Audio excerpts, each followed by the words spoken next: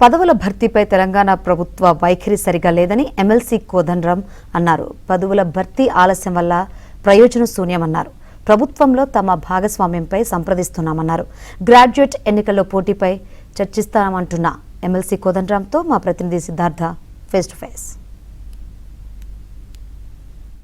ప్రస్తుత రాజకీయ పరిస్థితులపై మనతో మాట్లాడేందుకు ఎమ్మెల్సీ కోదండరాం ఉన్నారు. ఆయనతో మాట్లాడదాం. సార్, ఫీజులకు సంబంధించి గత ప్రభుత్వంలో మీరు విద్యార్థుల తరపున, నిరుద్యోగుల తరపున కేసీఆర్ ప్రభుత్వాన్ని తీవ్రంగా ప్రశ్నించారు. ఈ ప్రభుత్వం ఫీజు రీఎంబర్స్మెంట్ చేయకపోతే కోదండరాం మౌనంగా ఉన్నారని ప్రధానమైన విమర్శ వస్తుంది. మీపై ఏం చెప్తారు? దీనిపై మౌనంగా ఎప్పుడు ఉండమండి. ఎందుకుంటాము? సమాజంలో మనం నిలబడాలనుకున్నప్పుడు సామాజిక సమస్యలు మీద స్పందించవలసి వస్తుంది. వాటిపైన సమాచారం సేకరించాలి, తెలుసుకోవాలి, మాట్లాడాలి, తప్పదు అది. కాబట్టి ఫీజు రీయింబర్స్మెంట్ విషయం కూడా గత ప్రభుత్వానికి ఈ ప్రభుత్వానికి ఒక తేడా ఉంది. మా విషయంలో ప్రత్యేకంగా మేము మాట్లాడటానికి, చెప్పటానికి మాకు వెసులుబాటు ఉంది. ఏదున్నా మేము మాట్లాడుతున్నాం, చెప్తున్నప్పుడు కాకపోతే ఏం చేయాలనేది అది నెక్స్ట్ స్టెప్. కానీ ఇప్పటికీ వాళ్ళు ఏమంటున్నారు? తప్పకుండానండి, ఇది మాకు కూడా ఇబ్బందిగానే ఉంది. ఉన్న ఆర్థిక పరిస్థితుల్లో కొంత డబ్బు సమీకరించుకోవటం, ఇటు పెన్షన్ ఏరియర్స్, ఇవి అన్నీ ఒకటేసారి నెత్తి మీదకి వచ్చినాయి. ఒకటి తర్వాత ఒకటి మొత్తానికి అన్నింటికీ కూడా నిధులు సమీకరించుకుంటున్నాం. చేస్తాం, వీలైనంత తొందరగా క్లియర్ చేస్తామని హామీ ఇచ్చిన నేపథ్యంలో మేము కూడా ఆగవలసి వస్తుంది. సార్, దేశవ్యాప్తంగా నిరుద్యోగులు ప్రభుత్వాలను ప్రశ్నిస్తున్నారు. దాంట్లో భాగంగా తెలంగాణలో కూడా తమకిచ్చినటువంటి హామీలు ఏమయ్యాయి, ముఖ్యంగా జాబ్ క్యాలెండర్ ఏమైందని విద్యార్థులు కానీ నిరుద్యోగులు కానీ ప్రభుత్వాన్ని ప్రశ్నిస్తున్నారు.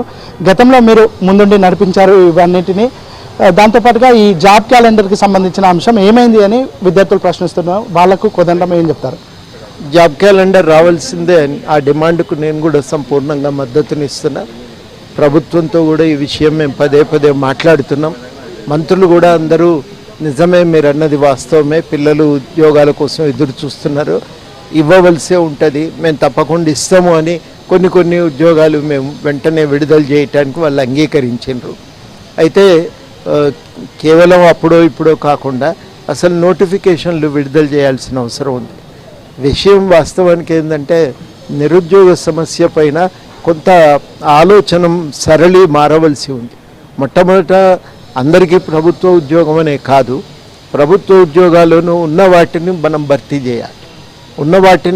చేయాలి, దాన్ని ఒక క్యాలెండర్ ప్రకారం భర్తీ చేయాలి అనేది మా మొదటి డిమాండ్.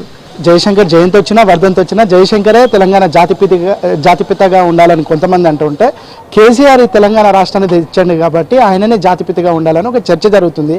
తెలంగాణ రాష్ట్రానికి జాతిపిత ఉండాల్సి వస్తే ఎవరు ఉండాలంటారు మీరు? ఇప్పుడు ఇవన్నీ కూడా సమాజము నిర్ణయించుకుంటుందండి, ఒక గవర్నమెంట్ ప్రకటించేది కాదు. ఇది సమాజము సాధారణంగా ఈ రాష్ట్ర సాధన ఉద్యమంలో ఒక ప్రధానమైనటువంటి పాత్ర జయశంకర్ గారిది అని అంగీకరించి ఆయనను దాదాపు చాలామంది ఒక సందర్భంలోనైతే యూనివర్సిటీ విద్యార్థులందరూ మీటింగ్ పెట్టి జయశంకర్ గారిని జాతిపితగా ప్రకటించి, కాబట్టి అట్లా సమాజం గుర్తించిన వ్యక్తిగా, ఒక పెద్ద దిక్కుగా ఈ సమాజాన్ని ముందుకు నడిపించిన దాంట్లో ఒక ప్రధానమైన శక్తిగా ఉన్న జయశంకర్ గారిని తప్పకుండా ఆదరించవలసిందే, గౌరవించవలసిందే. దాని విషయంలో రెండో అభిప్రాయానికి అవకాశమే లేదు. వీడియో జర్నలిస్ట్ రాజుతో సిద్ధార్థ, ఏబిఎన్ ఆంధ్రజ్యోతి, హైదరాబాద్.